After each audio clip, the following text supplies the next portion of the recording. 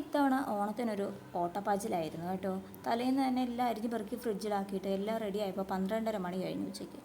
ഇമ്രു പുത്തനുടുപ്പൊക്കെ ഇട്ട് സദ്യ കഴിച്ചു. അബ്ദു പിന്നെ കളിച്ച് നടന്നതുകൊണ്ട് അവന് പിന്നെയാണ് ഡ്രസ്സ് മാറ്റി കൊടുത്തത്.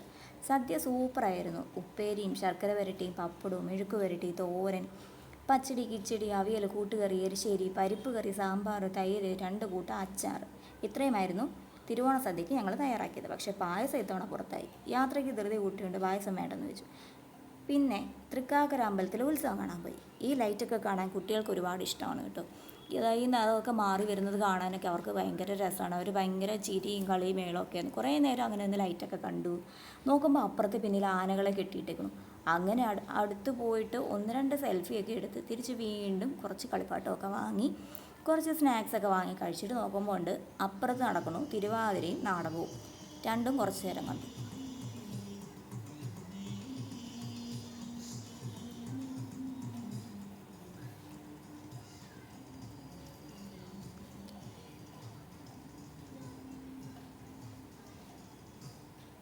നാം ശാന്തനാണ്.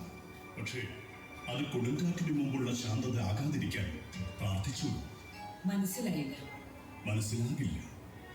അന്ധനായ ഭർത്താവിന് കാഴ്ചയും മക്കൾക്ക് മാർഗവുമാകേണ്ട കാലത്ത് കണ്ണുകൾ കെട്ടിയടച്ച് ദേവി സ്വയം അന്ധത വരുത്തി. ഒരിക്കൽ കാഴ്ചയ്ക്ക് വേണ്ടി ദേവി ആഗ്രഹിക്കും. ഈ കെട്ടുകൾ അഴിയും. പക്ഷേ അന്നൊന്നും ബാക്കിയുണ്ടാകില്ല. കാണാനും ചെയ്യാനും.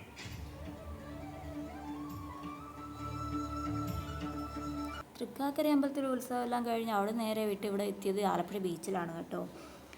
ഇവിടെ എത്തിയപ്പോഴത്തേനും ഭയങ്കര തണുത്ത കാറ്റും ഭയങ്കര പൊടിയും പറക്കുന്നുണ്ടായിരുന്നു. അപ്പോഴത്തേനും ഇമ്രുവിന് മണ്ണിൽ കളിക്കണമെന്നൊക്കെ പറഞ്ഞ് വന്നിട്ട് അവന് ഷെല്ലൊക്കെ വേണമെന്ന് പറഞ്ഞിട്ട് ആ ആഗ്രഹം മാറ്റി വെച്ചിട്ട് ഞങ്ങളതാ അങ്ങോട്ട് നോക്കുമ്പോഴത്തേനും കുറേ റൈഡ് കണ്ടു. അപ്പോഴേക്കും പിന്നെ അവന് അതിൽ കയറണമെന്ന് പറഞ്ഞിട്ട് അങ്ങോട്ട് ഓടി.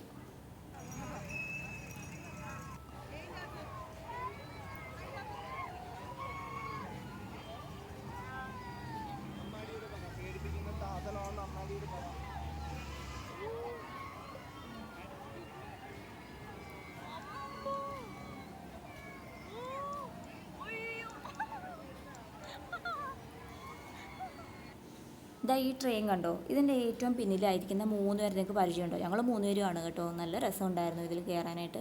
പക്ഷേ എൻ്റെ കാല് അതിൽ അഡ്ജസ്റ്റ് ചെയ്ത് വെക്കാൻ നല്ല ബുദ്ധിമുട്ടായിരുന്നു. പിന്നെ അതാ ഈ സാധനം കണ്ടോ, ഈ കളിക്കുന്ന സാധനം, ഇതിൻ്റെ പേരെന്താണെന്നും എനിക്കറിയില്ല. ഇതിൽ കയറ്റി വിട്ടിട്ട് ഇതിൽ നിന്ന് ഇറക്കാൻ കുറേ പാടുപെട്ടു കേട്ടോ. പക്ഷേ രസമുണ്ടായിരുന്നു. കുറച്ച് ടൈം അവർ അധികം നേരമൊന്നും കളിക്കാൻ വിടത്തില്ല. ഒരു 5-10 മിനിറ്റേ ഉള്ളൂ. അവനാണെങ്കിൽ അവിടെ നിന്ന് ഭയങ്കര ചാട്ടവും മേളവും കളിയായിരുന്നു കേട്ടോ. ഒത്തിരി കഴിഞ്ഞ് നോക്കുമ്പോഴത്തേനുണ്ട് അവൻ അതിൻ്റെ മുകളിൽ കുറേ പിള്ളേരുമായിട്ട് പോയി നിന്നിട്ട് ഏറ്റവും അത് അറ്റത്ത് പോയിട്ട് താഴേക്ക് എത്തി കുത്തി കിടന്ന് നോക്കുകയാണ് കേട്ടോ. പിന്നെ അവിടുന്ന് ഒച്ച വെച്ച് ഓടിച്ച് താഴെ ഇറക്കി. പിന്നെ അതാ കുറേ ടോയ്സും വാങ്ങിയിട്ട് തിരിച്ചു പോരാൻ നോക്കുമ്പോൾ സാക്ഷാൽ നിൽക്കണു നമ്മുടെ മാവേലി തമ്പുരാൻ. നമ്മൾ വിടുമോ? പുള്ളി അവിടെ പിടിച്ച് നിർത്തി അപ്പം തന്നെ 2 സെൽഫിയും എടുത്ത് സെറ്റാക്കി. അങ്ങനെ ഈ തവണത്തെ ഓണവും കഴിഞ്ഞു പോയി. ഇനി അടുത്ത 2026 വരെ കാത്തിരിക്കണം ഓണം വരാനെ.